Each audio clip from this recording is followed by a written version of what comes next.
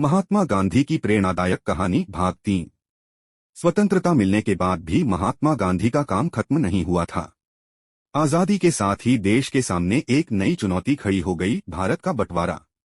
1947 में भारत का विभाजन हुआ और इससे देश में सांप्रदायिक दंगे भड़क उठे। हिंदू और मुस्लिम समुदायों के बीच हिंसा इतनी बढ़ गई कि देश भर में खून खराबा शुरू हो गया। गांधी जी को इससे गहरा आघात पहुंचा।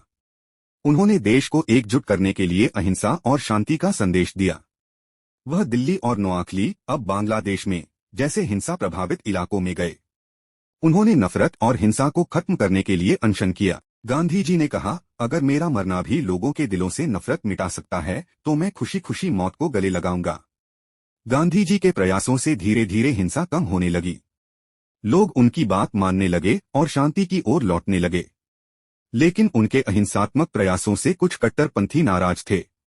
30 जनवरी 1948 को गांधी जी दिल्ली के बिड़ला भवन में शाम की प्रार्थना सभा के लिए जा रहे थे। तभी नाथूराम गोडसे नामक व्यक्ति ने उनके सीने पर 3 गोलियां दाग दीं। गांधी जी के मुख से अंतिम शब्द निकले, हे राम, और वे दुनिया को अलविदा कह गए।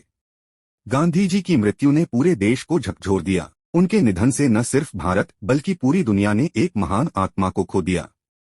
गांधी जी के जीवन और उनके विचार आज भी लोगों को प्रेरणा देते हैं। उन्होंने दिखाया कि अहिंसा और सत्य की ताकत कितनी महान होती है।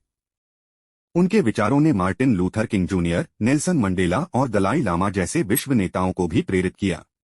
गांधी जी ने जो संदेश दिया वह आज भी उतना ही प्रासंगिक है, सत्य की हमेशा विजय होती है।